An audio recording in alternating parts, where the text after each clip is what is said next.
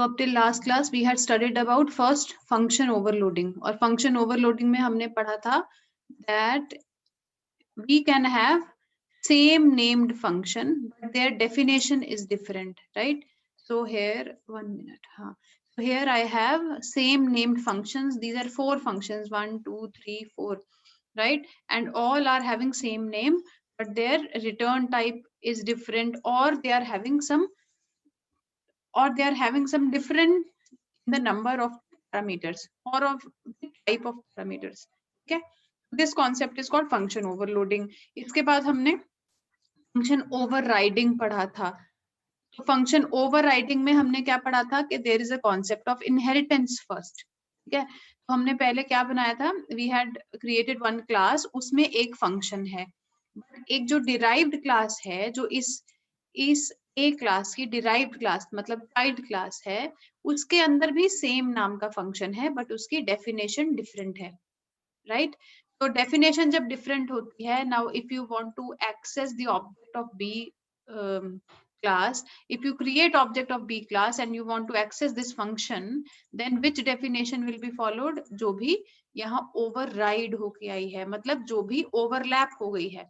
तो अब यहाँ पर derived class था, तो यहाँ पर if I access this function with the help of class B object, then this derived class will be printed. ठीक है, तो इसको हम, इस कॉन्सेप्ट को हम क्या कहते हैं, फंक्शन ओवरराइडिंग. जब तो मैंने एक एग्जांपल्स इसमें काफी दे रखी थी आपको लास्ट टाइम में.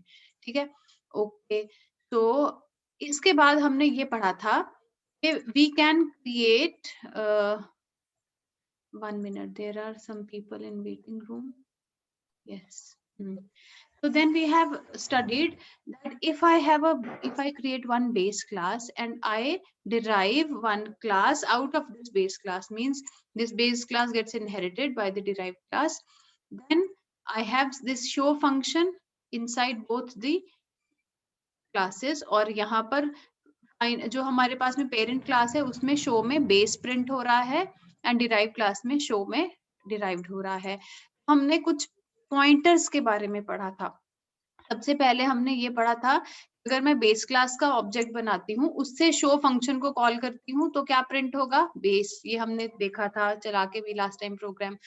If I create derive class का ऑब्जेक्ट, उससे शो फंक्शन को कॉल करते हैं तो क्या होगा, तो ये ओवररिडन फंक्शन, जो ओवररिडन फंक्शन है ये वाला, ओवरराइड होके जो शो फंक्शन है यहाँ वो डिराइव्ड प्रिंट कर देगा. Then we had studied that हम क्या कर सकते हैं, बेस क्लास का एक पॉइंटर बना सकते हैं. ठीक है, तो I am just giving a revision so that we can continue with today's topic, right? हमने लास्ट टाइम क्या किया था, we had created base class का pointer and we had studied that obviously it can point to the base class का object. Base class का object B1 है हमारे पास में. ठीक है, ये जो पॉइंटर है उसके थ्रू जब हम फंक्शन को एक्सेस करते हैं, हमें पता है दैट सिंपल ऑब्जेक्ट के थ्रू तो हम डॉट ऑपरेटर यूज करते हैं अगर हमें किसी फंक्शन या डेटा मेंबर तक पहुंचना है. But if I am using pointer then I have to use the arrow operator to access the function और द डेटा मेंबर. ठीक है, now if I am taking just 1 minute.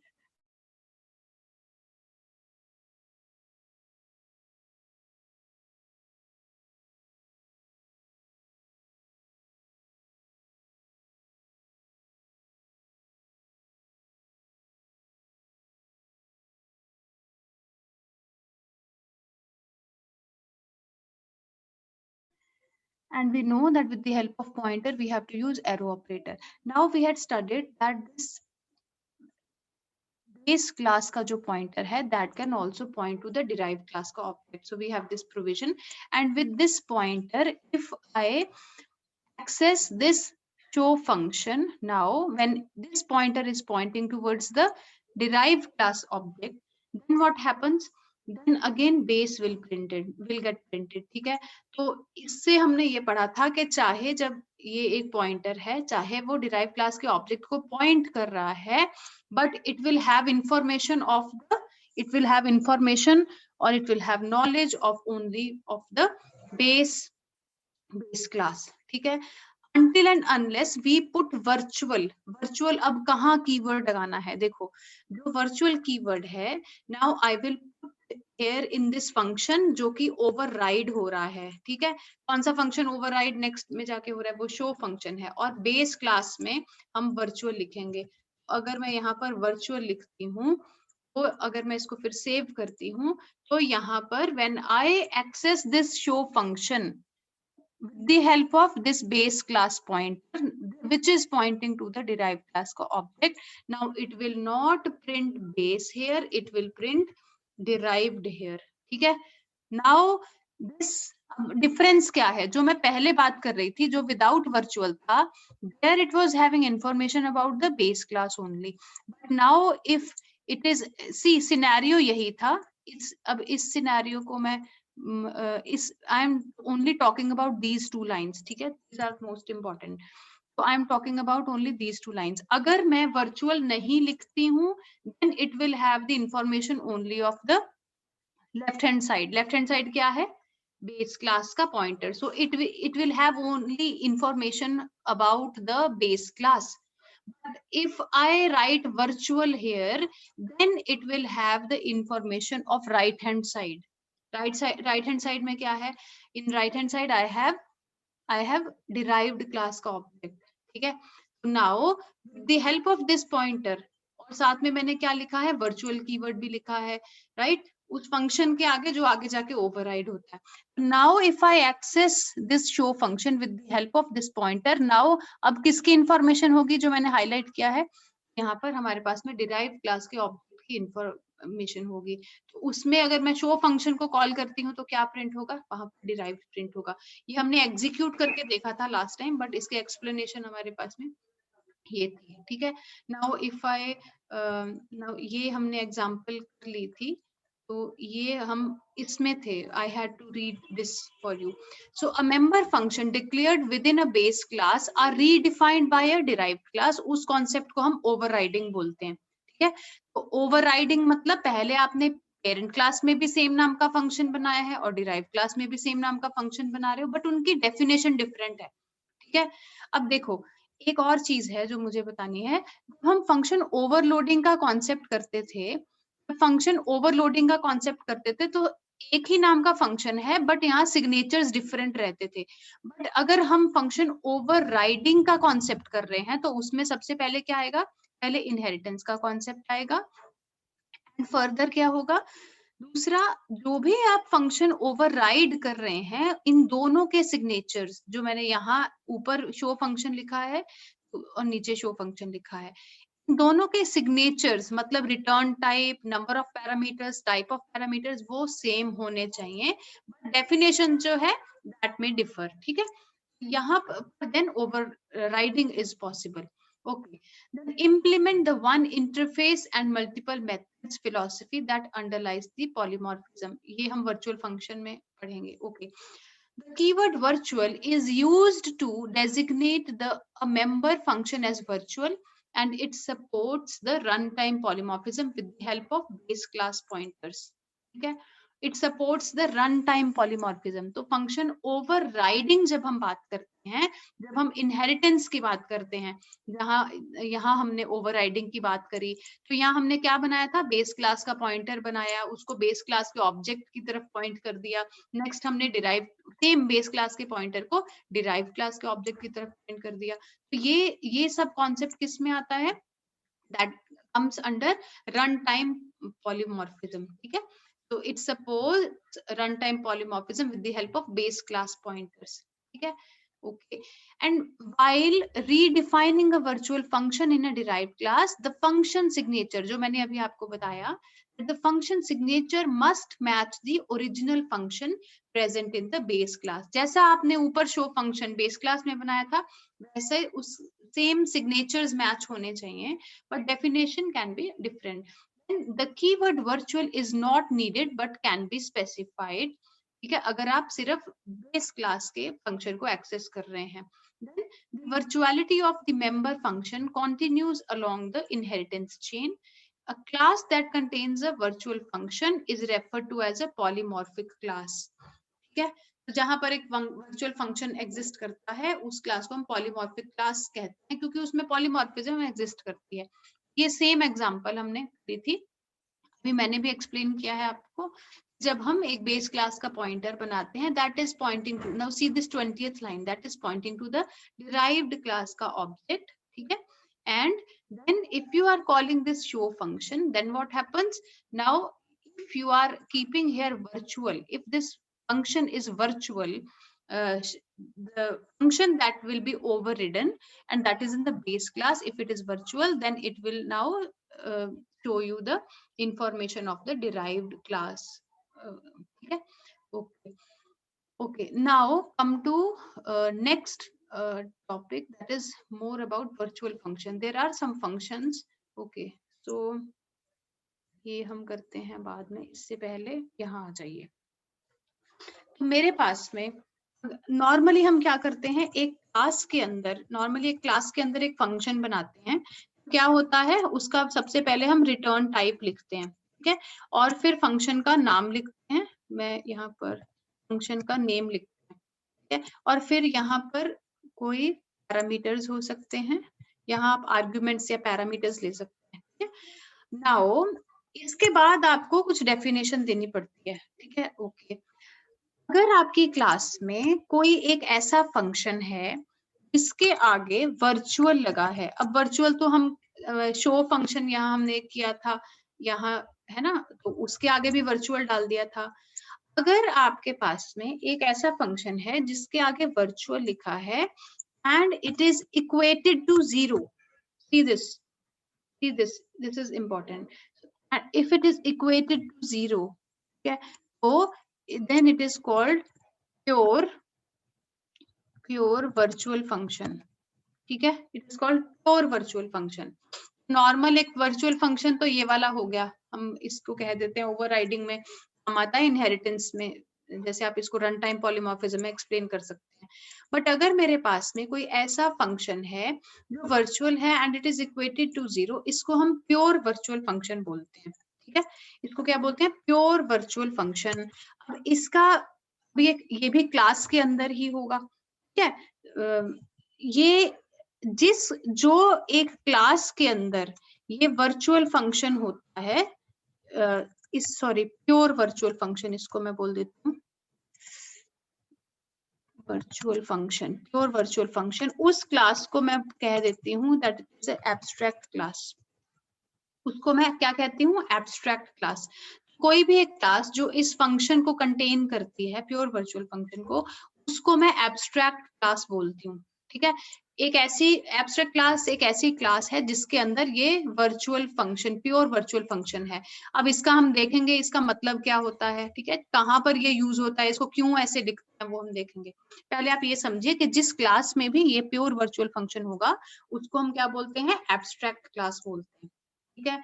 Okay, तो अब इस class का, इसकी एक और प्रॉपर्टी क्या है कि ये जो एब्स्ट्रैक्ट क्लास होती है इसका हम ऑब्जेक्ट नहीं बना सकते, ऑब्जेक्ट में क्रिएट नहीं कर सकती इसका, ठीक है, इसका मैं ऑब्जेक्ट इस क्लास का, एब्स्ट्रैक्ट क्लास का क्रिएट नहीं कर सकती। हाँ, लेकिन अगर मैं डिराइव्ड क्लास, इसमें अगर मैं डिराइव्ड क्लास एक बना रही हूँ उसमें मैं ऑब्जेक्ट क्रिएट कर सकती हूँ, ठीक है। लेकिन इस एब्स्ट्रैक्ट क्लास का हम पॉइंटर जरूर बना सकते हैं, ऑब्जेक्ट डायरेक्ट नहीं बना सकते बट हम पॉइंटर बना सकते हैं, ठीक है। अब पहले हम इसको पढ़ेंगे कि ये होता क्या है, क्या होता है। तो omit the body of a virtual function in a base class, we use pure virtual function. omit body of virtual function, हमने virtual function की body को omit कर दिया, खत्म कर दिया base class के अंदर, and then we are equating that to 0, और फिर मैंने semicolon डाल दिया। आगे मैंने virtual function, obviously I'm putting all these things in virtual function, जो already virtual है, और एक फंक्शन का आगे हम रिटर्न टाइप लिखते हैं, पैरामीटर लिस्ट अगर है तो लिखते हैं, है ना, and then I am equating to 0, then this type of function is called pure virtual function, this makes a class an abstract class. इससे हमारी जो क्लास होती है उसको हम एब्स्ट्रैक्ट क्लास हमारी बन जाती है, उसका नाम हम एब्स्ट्रैक्ट क्लास देते हैं उसको, and we can not create object of this classes, ठीक है। जब ऑब्जेक्ट नहीं बना सकते उस क्लास का, फिर करने का, उसको यूज करने का क्या फायदा? ठीक है, तो हम क्या करते हैं, इसके बाद इस एब्स्ट्रैक्ट क्लास का आगे डिराइव्ड क्लास बनाते हैं। तो डिराइव्ड क्लासेस जो बनती हैं, that should override such functions, otherwise they become abstract too. इसका मतलब क्या? Now let us suppose I have a class here, मेरे पास में एक क्लास ए है, इसके अंदर मैंने एक प्योर वर्चुअल फंक्शन, अब प्योर वर्चुअल फंक्शन क्या होता है, जिसमें आपका सबसे पहले वर्चुअल कीवर्ड होता है, फिर आपका कोई रिटर्न टाइप है, और फिर कोई फंक्शन है, एंड देन कोई पैरामीटर लिस्ट इसकी अगर है तो आप लिख सकते हो, then it is equated to 0। So this is a pure virtual function. अब मैंने क्या कहा है आपको कि अगर मैं मेन के अंदर इसका क्या है, ऑब्जेक्ट नहीं बना सकती, ठीक है, ओके, तो आई can not create object of this class, मतलब मैं ए ओबीजे ऐसा नहीं कर सकती, दिस इज नॉट वैलिड, ठीक है, okay, this is not valid. Oh, another thing is that जहां पर ये वर्चुअल फंक्शन एग्जिस्ट करेगा वो क्या है, वो एक एब्स्ट्रैक्ट क्लास है, सो ए इज एब्स्ट्रैक्ट क्लास, ठीक है, ओके। अगर मैं इस क्लास का एक डिराइव्ड क्लास बनाती हूँ, डिराइव्ड क्लास बनाती हूँ और मैं पब्लिक ए कर देती हूँ, अब इसके अंदर क्या होता है, मैं डिराइव्ड क्लास का जरूर ऑब्जेक्ट में बना सकती हूँ, डिराइव, ठीक है, और इसका मैंने ओबीजे लिख दिया, इसका ऑब्जेक्ट मैं बना सकती हूँ। Okay, there is another thing, let's read this, derived classes should override such functions, otherwise they become abstract too. Derived class should override such function, override का मतलब क्या होता है, ये जो आपने फंक्शन है, ये आपने बनाया है, यहाँ पर आपको इसकी डेफिनेशन देनी पड़ेगी, ठीक है। ओवरराइड का मतलब क्या होता है कि आप यहाँ पर जो भी एक फंक्शन दे रहे हैं, you are giving a new definition to it. तो यहाँ मैं क्या करूंगी, वर्चुअल वॉइड फंक्शन, और अब मैं यहाँ इक्वेट टू 0 नहीं करूंगी, I will give definition to it. जैसे मैंने कुछ टी आउट कर दिया और मैंने यहाँ पर कुछ हेलो प्रिंट करवा दिया, राइट। तो hair earlier you were using this function, you have used this function and you are equating it to 0, then it is called pure virtual function, ठीक है, इसको हम प्योर वर्चुअल फंक्शन बोलते हैं। लेकिन जो भी इसकी डिराइव्ड क्लास होगी, वहां पर इस फंक्शन को आपको डिफाइन करना पड़ेगा, मतलब ओवरराइडिंग यहाँ पर करनी पड़ेगी। अगर आप नहीं करते हैं, अगर लेट अस सपोज मैं यहाँ पर नहीं करती हूँ और यहाँ पर again it is equated to 0, then this derived class will again become an abstract class। जैसे यहाँ पर मैंने आपको पहले बताया था, यहाँ प्योर वर्चुअल फंक्शन ऊपर ए क्लास में है, जिस क्लास में ये प्योर वर्चुअल फंक्शन होगा वो क्लास एब्स्ट्रैक्ट क्लास कहलाती है। ए क्या हो जाएगी, ए एक एब्स्ट्रैक्ट क्लास हो जाएगी, ठीक है, यस। ऐसे ही अगर मेरे पास में इस अगर क्लास में ये सेम ऐसा ही फंक्शन एक that is equated to 0, this is a virtual function, यहाँ पर एग्जिस्ट कर रहा है, तो ये मेरे क्लास में ये जो डिराइव्ड क्लास है, that will also be an, that will also be called an abstract class. और हमें पता है कि एब्स्ट्रैक्ट क्लास का हम ऑब्जेक्ट जो है वो नहीं बना सकते, तो ऐसे ही यहाँ पर भी हम क्या कर सकते हैं, इसका ऑब्जेक्ट नहीं बना सकते। तो कहीं ना कहीं आपको जाकर इस फंक्शन को आपको क्या करना पड़ेगा, यहाँ पर कहीं ना कहीं जाकर डिफाइन करना पड़ेगा, कहीं ना कहीं आपको रुकना पड़ेगा और इसको यहाँ पर डिफाइन करना पड़ेगा, ताकि फिर जहां पर भी आप रुकते हैं, इसको डिफाइन करते हैं, आप उस क्लास का ऑब्जेक्ट बना के यहाँ मेन में एक्सेस कर सकते हैं, ठीक है, yes, okay. So derived class should override such functions, otherwise they become abstract too. And pointer to an abstract class can still be created. Pointer to abstract class can still be created. पहले हम ये देखते हैं कि यहाँ पर ये रहा, हाँ, so I have this class A here. यहाँ मेरे पास में public में ये virtual void disp नाम का एक function है. So this is equated to 0. इसका मतलब क्या है? This is pure virtual function. So this A class becomes an abstract class. Okay. Now class B is there that gets inherited from A publicly. And this class is also having this virtual void disp this is a pure virtual function that is equated to 0। तो मतलब आप अगर ए class abstract थी तो अब B class भी हमारे पास में क्या है, एक एब्स्ट्रैक्ट क्लास है, ठीक है। अब क्या है मेरे पास में, मैं एक सी क्लास बना रही हूँ, तो पब्लिकली इस बी क्लास से इनहेरिट हो रही है।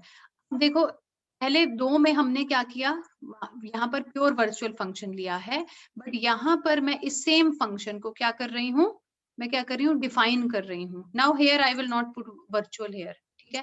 तो यहाँ पर मैं इसको डिफाइन कर रही हूँ, एंड इसका मैं ऑब्जेक्ट बना सकती हूँ, सी का, बी का, या फिर ए का। I can only create object of C class because उसमें कोई भी प्योर वर्चुअल फंक्शन नहीं है। तो जिस भी क्लास में अगर एक भी फंक्शन ऐसा वर्चुअल आ गया, मतलब वो एब्स्ट्रैक्ट क्लास बन जाती है, ठीक है। तो अब मेरे पास में क्या था, सी क्लास का मैं ऑब्जेक्ट बना सकती हूँ, तो सी क्लास का मैंने क्या किया, ऑब्जेक्ट बना दिया, and with the help of this object I can call this function disp, ठीक है। तो अगर मैं इसमें लेट अस सपोज मैं पहले ए का ऑब्जेक्ट भी बना के देखती हूँ, ए ओबीजे ए, दूसरा बी ओबीजे बी। सी का तो मुझे पता है कि मैं ऑब्जेक्ट बना सकती हूँ, मैं इन दोनों का ऊपर जो एब्स्ट्रैक्ट क्लासेस हैं उनका भी ऑब्जेक्ट बना के देखती हूँ कि क्या ये चलेगा। So let's wait.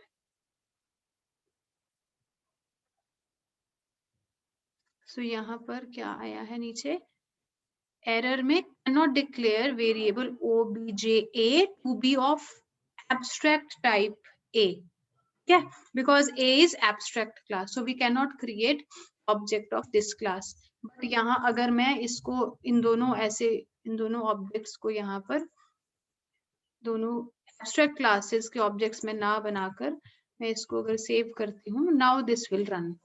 मैंने एक नॉन एब्स्ट्रैक्ट क्लास का ऑब्जेक्ट बनाया है, क्योंकि एब्स्ट्रैक्ट क्लास का हम बना नहीं सकते, ठीक है। अब सुनो इसका यूज, ये कहाँ पर यूज होता है, पहले एक बार रन हो जाए ये, फिर देखते हैं।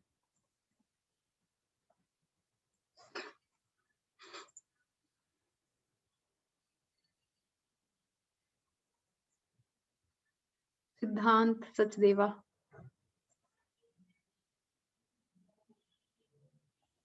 यस सिद्धांत बोलो। मैम वो जो प्योर वर्चुअल क्लास है उसका पॉइंट क्या है? हाँ मैं बताती हूँ। पॉइंट का मतलब क्यों यूज हो रहा है, यही पूछ रहे हो ना आप सिद्धांत, मैम क्यों यूज हो रहा उसको है। हाँ मतलब वो कुछ कर तो रहा नहीं है, तो फिर वो हाँ एग्जिस्ट भी तो कर रहा है। मैं बताती हूँ क्या करेगा, रुको एक एग्जांपल देती हूँ, उससे आपको पता चल जाएगा। मेरी वॉल्यूम कम है, रुको, अच्छा ठीक है। देखो मेरे, now you have to consider one scenario, मैंने इस एग्जांपल पे आना ही था अगर ना भी पूछते। नाउ कंसिडर अ सिनेरियो कि आपके पास में बैंक है एक, ठीक है।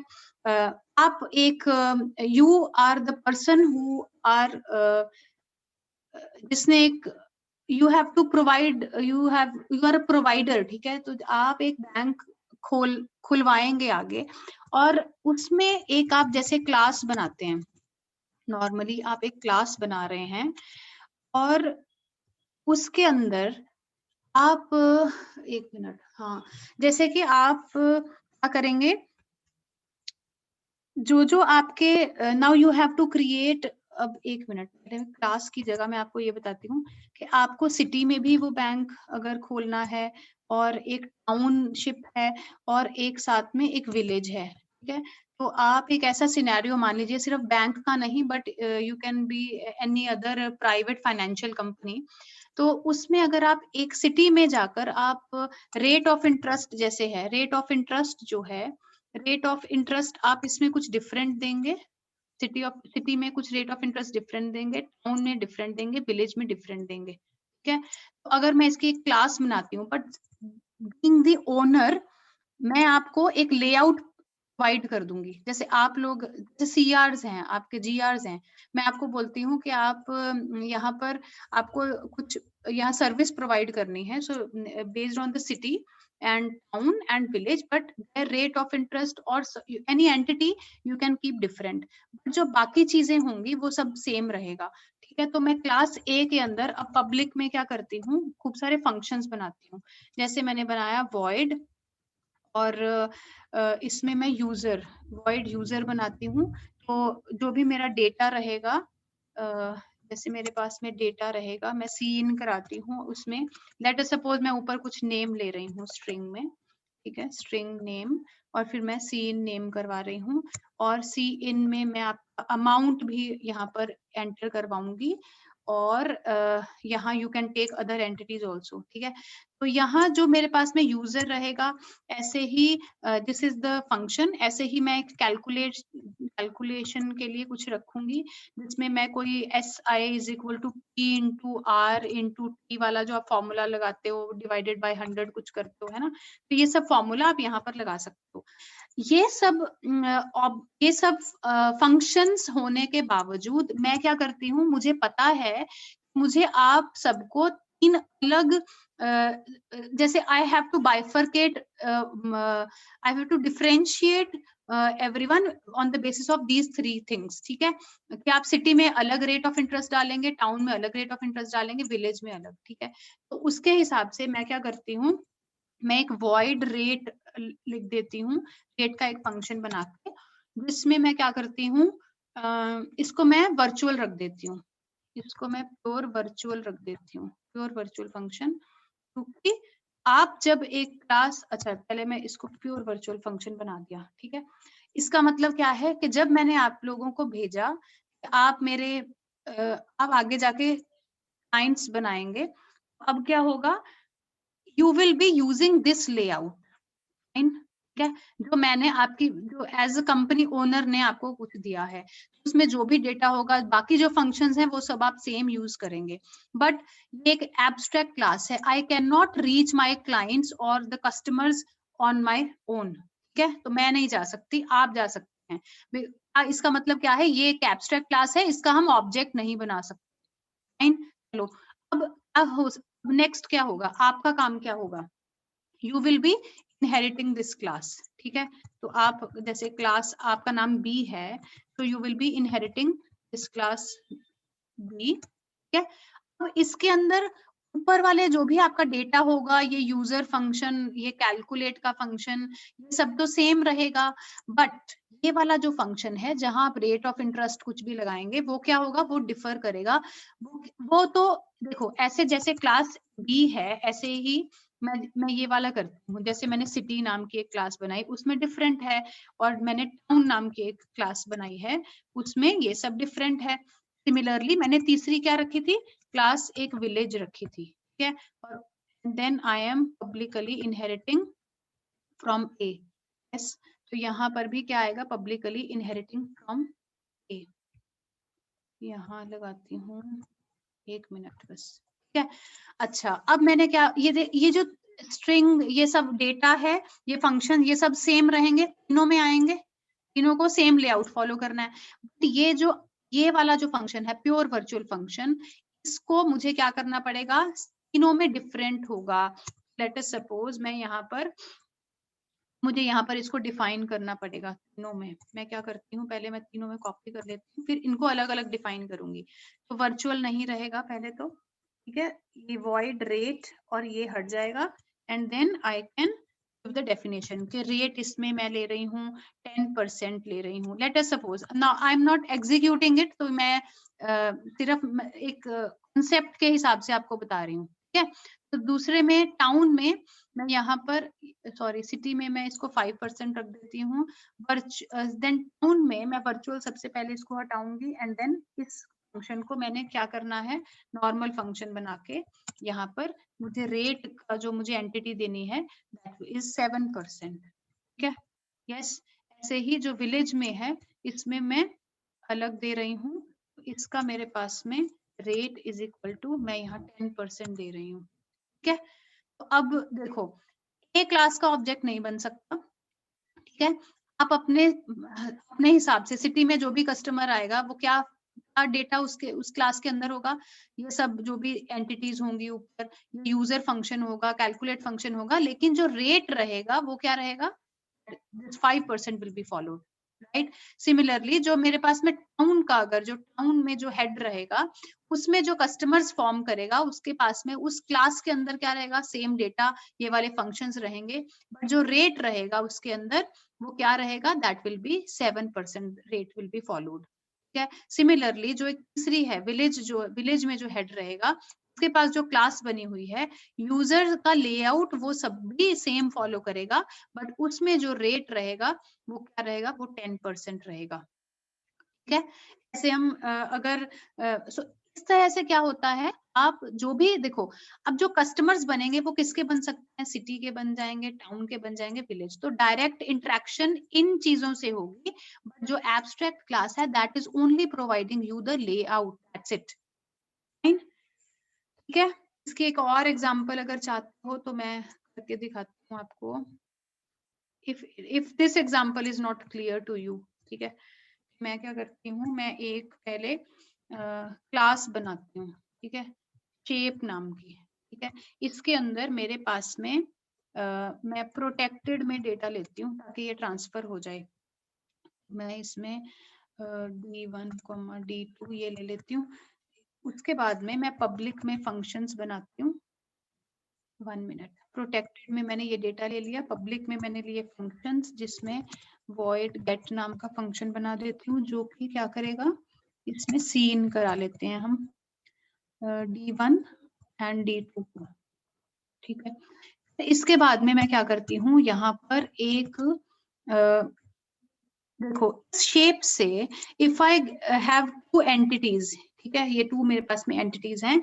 अब अगर मैं एक यहाँ पर इस क्लास से, इस जो मेरे पास में शेप नाम की क्लास है, इससे मैं it can be a triangle. ठीक है। I can derive a class that is a triangle and that gets publicly inherited from shape. ठीक है। तो ये मेरे पास में क्लास हो सकती है। ऐसे ही एक मेरे पास में क्लास कौन सी हो सकती है, रेक्टेंगल की हो सकती है, जिसको मैं पब्लिकली इनहेरिट कर रही हूँ, किससे, शेप से ही। अब दोनों के पास में मेरे देखो क्या है, दोनों के पास 2 एंटिटीज हैं। रेक्टेंगल के लिए आप क्या करते हो, एरिया का लेंथ इनटू ब्रेड्थ। ट्राइंगल के लिए क्या फॉलो करते हो, फॉर्मूला क्या है, हाफ बेस इनटू ऑल्टीट्यूड। ठीक है। तो आप यहाँ से गेट फंक्शन तो दोनों का सेम है, गेट फंक्शन तो दोनों का सेम है, जो शेप वाली क्लास से इनहेरिट होगा, लेकिन ट्राइंगल के लिए एरिया का फंक्शन डिफरेंट है, रेक्टेंगल के लिए एरिया का फंक्शन डिफरेंट है। राइट। मैं क्या करती हूँ, मुझे पता है कि शेप का अगर मैं सिर्फ एक लेआउट तैयार करती हूँ और मैं आगे की क्लासेस में दे सकती हूँ, तो इसमें मैं क्या करती हूँ, एक और वर्चुअल फंक्शन रख देती हूँ और इसको मैं क्या करती हूँ, एरिया नाम दे देती हूँ, और यहाँ मैंने इसको इक्वेट कर दिया टू 0। ठीक है। मैं क्या करूंगी, ये मेरी क्लास एब्स्ट्रैक्ट क्लास बन गई। शेप जो है आपको मेंशन करना पड़ेगा कि यहाँ ये this is abstract class, right, you can not create object of this class. But triangle में अगर मैं सेम ये फंक्शन कैरी ऑन करती हूँ तो क्या है, this triangle will be also be abstract class, इसका ऑब्जेक्ट नहीं बना पाएंगे। बट हम क्या करते हैं, यहाँ इसको डिफाइन करते हैं पहले। ठीक है। क्योंकि ट्राइंगल का I have to find the area, तो इसको मैं यहाँ से हटाऊंगी and then what will I write, इसको भी मैं पब्लिक में रख देती हूँ। ठीक है। एंड देन इस void एरिया में मैं क्या करती हूँ, you return what will you return, point 0.5 multiply by base, मतलब D1 जो था मल्टीप्लाई बाय D2। ठीक है। तो ये आपका हो गया, और इसका रिटर्न टाइप क्या रहेगा, फ्लोट रहेगा, क्योंकि हमने ऊपर फ्लोट लिया है। सॉरी, ये तो हमने लिया ही नहीं कुछ भी, float.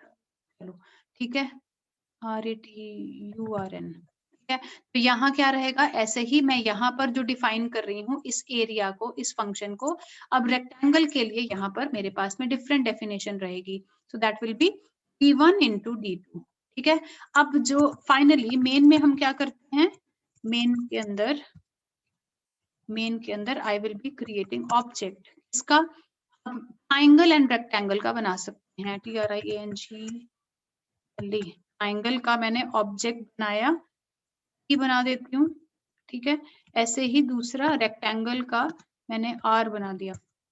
Now I can access the functions. First I have to call the get function. अब ये गेट जो फंक्शन है वो दोनों में ट्रांसफर होगा, दोनों में इनहेरिट हो जाएगा। तो first I will write t dot gate and then I can find t dot area, ठीक है। तो ये आपके इधर function, okay. Then I have r dot get and then you can call, then we can call r dot area function, ठीक है। But we have to do C out also, तो यहाँ पर सी आउट मैं करती हूँ t dot area और यहाँ पर मैं एंड l लगा देती हूँ, and then here also you have to do C out, ठीक है। मैं इसको करती हूँ सेव, ए बी भी इसको नाम दे दो, और फिर मैं इसको करती हूँ, now I am compiling and executing this program. तो इससे हम देखो कर क्या रहे हैं, मैंने सिर्फ एक लेआउट तैयार किया है, उसमें क्या गेट फंक्शन तो होना ही चाहिए, जो आपको रिक्वायर्ड चीज देनी है वो तो यहाँ पर होगा ही होगा। बट नेक्स्ट क्या है आपके पास में, यहाँ आपको एक वर्चुअल फंक्शन यहाँ आप रख सकते हैं। So you can not create object of this A class, overriding virtual shape area error conflicting return type different है, वॉइड नहीं होना चाहिए, तो यहाँ फ्लोट होना चाहिए, तो यहाँ भी फ्लोट, ठीक है। तो अभी क्या है, क्योंकि ओवरराइडिंग हमने दिखानी है, सिग्नेचर्स मस्ट बी सेम, तो यहाँ ये नहीं है कि यहाँ वॉइड दे दिया और यहाँ फ्लोट दे दिया, ठीक है। अब क्या कह रहा है, virtual float area is private, so this should be public, only then we can access this data.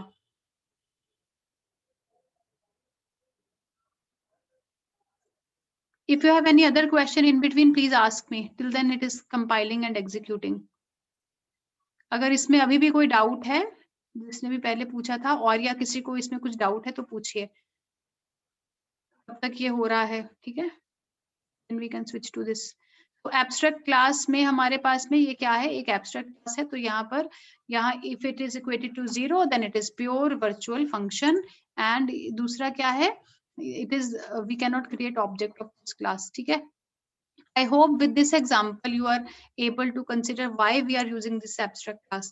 तो भी मैं इसमें पहले डेटा दे रही हूँ, मैंने 12 दे दिया, 34 दे दिया, तो यहाँ 204 this is the answer for the triangle, और दूसरा मैं 35 दे रही हूँ, 98 तो नहीं, 56 दे देती हूँ, so this will be for the rectangle, ठीक है। अगर आपको ये लगता है कि you have to create some layout and in between compulsory आपको ऐसे कुछ आपको फंक्शंस रखने हैं, जैसे मैंने इसमें पहले एग्जांपल बताई थी, रेट ऑफ इंटरेस्ट आपने सिर्फ वो डिफर करना था, तो जो डिफर करना है वो आप वर्चुअल फंक्शन बना दीजिए, प्योर वर्चुअल फंक्शन बना दीजिए, and then you can inherit that abstract class, और फिर आप जो डिराइव्ड क्लासेस बना रहे हैं आप उसका ऑब्जेक्ट बना के उसको एक्सेस कर सकते हैं, उसके डेटा को, ठीक है। In between if you have any question please ask me. Okay, next जो हमारे पास था वो ये था कि हम इस वर्चुअल क्लास का, या सॉरी इस दिस एब्स्ट्रैक्ट क्लास, जैसे ये हमने एक एब्स्ट्रैक्ट क्लास बनाई थी, ये एब्स्ट्रैक्ट ए क्लास है, तो B class is also abstract class, we cannot create object of this class which is abstract class, but हम derived class है जिसमें ये overridden function है, that we can create object of that class. But हमने ये एक बात पढ़ी थी that we can create pointer of the abstract class, ठीक है। pointer of abstract class मतलब मैंने एक a नाम का object बनाया है, object तो मैं नहीं बना सकती, but I can create pointer of this abstract class. ऐसे ही मैं B class भी ऊपर abstract class थी, उसका भी मैं क्या कर सकती हूँ, pointer बना सकती हूँ, ठीक है। तो हमने इससे पहले जो पॉलीमॉर्फिज्म जो हमने ओवरराइडिंग में पढ़ा था, वो क्या पढ़ा था कि जो बेस क्लास का जो पॉइंटर है, अब यहाँ बेस क्लास का जो पॉइंटर है जो B है, that can point to the derived class का ऑब्जेक्ट, तो ये यहाँ पर मैं लिख सकती हूँ आफ्टर क्रिएटिंग derived class का ऑब्जेक्ट, ठीक है। yes, so now I can access this any function with the help of this B pointer also, ठीक है। तो बेस क्लास मतलब यहाँ एब्स्ट्रैक्ट क्लास है, तो एब्स्ट्रैक्ट क्लास का हम यहाँ पहले तो ऑब्जेक्ट नहीं बना सकते, मैं डायरेक्टली ऑब्जेक्ट ओबीजे ए, तो this will give you error, क्योंकि एब्स्ट्रैक्ट क्लास है ए, बट ये तो एरर देगा, यहाँ तो हमारा प्रोग्राम चलेगा ही नहीं। बट अगर हम इसका पॉइंटर बनाते हैं तो ये चल जाएगा, we can create its pointer, ठीक है। तो ऐसे बी क्लास भी हमारे पास में यहाँ ऊपर एब्स्ट्रैक्ट, ये भी एब्स्ट्रैक्ट क्लास है because this is containing pure virtual function, तो यहाँ पर हम इसका भी पॉइंटर बना सकते हैं, and we can use with the help of this concept also, ठीक है। यस, तो ये हो गया। तो there is so last slide हमारी ये है, उसके बाद tomorrow will start with another topic. तो हमने इसमें क्या पढ़ा है, पॉलीमॉर्फिज्म में there are two concepts, early binding या जिसको स्टैटिक बाइंडिंग भी बोलते हैं, दूसरा है लेट बाइंडिंग। तो अर्ली बाइंडिंग में नॉर्मल हमारे पास में फंक्शंस होते हैं, बट हमने फंक्शन ओवरलोडिंग पढ़ी है उसमें, राइट। उसमें नॉन वर्चुअल मेंबर फंक्शंस होते हैं, फ्रेंड फंक्शंस होते हैं, then it is resolved at compile time, और ये बहुत एफिशिएंट होता है, बट फ्लेक्सिबिलिटी नहीं होती, ठीक है। बट लेट बाइंडिंग में हमने क्या पढ़ा है, हमने पढ़ा था बेस क्लास का pointer can point to derive class का ऑब्जेक्ट, और उसमें हमने वर्चुअल फंक्शंस पढ़े हैं, और ये रन टाइम पे सारा काम रिजॉल्व होता है, and it's quite flexible as compare to early binding, ठीक है। बट इसमें रन टाइम ओवरहेड होता है, थोड़ा इनहेरिटेंस जैसे इन्वॉल्व है, तो थोड़ा स्लो डाउन हो जाता है आपका programme, okay. If you have any questions in this topic, please ask. If you have any questions in this topic, please ask. Okay.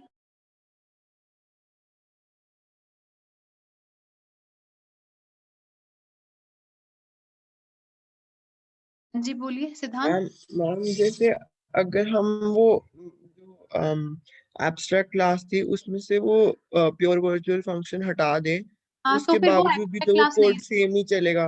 नहीं, अगर मैंने प्योर वर्चुअल फंक्शन हटा दिया है एक एब्स्ट्रैक्ट क्लास से, ठीक है, एक मेरे पास में एब्स्ट्रैक्ट, ये एब्स्ट्रैक्ट क्लास है, इसको मैंने हटा दिया, तो मैं शेप, ये जो फंक्शन, ये क्लास है, ये एब्स्ट्रैक्ट क्लास रही नहीं, तो ये हाँ नॉर्मल हाँ क्लास है। नहीं, हाँ, लेकिन कोड तो सेम ही चलेगा ना, उसमें कोई फर्क नहीं होएगा नहीं कि अगर कोड हम ये सेम यूज कर नहीं, रहे हैं या नहीं नहीं सुनो कर। सुनो, वेट वेट, तो अगर ये नॉर्मल क्लास है, एब्स्ट्रैक्ट क्लास नहीं है, तब तो मैं इस क्लास का, शेप क्लास का यहाँ मैं ऑब्जेक्ट बना सकती हूँ, तब तो नॉर्मल चलेगा ओके जैसे हम पहले करते आए थे। बट ये एक प्रोविजन हो जाती है आपके पास में, जैसे मैंने आपको सिनेरियो बताया वो बैंक का, मुझे पता नहीं अब वो समझ में आया है कि नहीं, बट जैसे ये शेप नाम की ये क्लास थी, तो आपको अगर यहाँ पर प्रोवाइड करना है कुछ डेटा, मतलब यहाँ पर आप कुछ फंक्शंस फिक्स्ड रख सकते हो जो बाकी की क्लासेस फॉलो करेंगी, बट आपको जो भी चेंज देना है, जो चेंज करना है बाकी जैसे क्लासेस में, जैसे ट्राइंगल में एरिया डिफरेंट था, रेक्टेंगल में एरिया डिफरेंट था, तो वो आप प्योर वर्चुअल फंक्शन करके आप बता सकते हो, क्या एंड मैम इसका जो रिटर्न टाइप होता है वो सारों में सेम रहना चाहिए। सेम रहेगा, हाँ सेम रहेगा, क्योंकि वो ओवर राइडिंग का कॉन्सेप्ट है ना, ये देखो ये भी है और आगे भी सेम, सारे सेम रहेंगे इसमें इसका, ओके। क्या एनी अदर क्वेश्चन?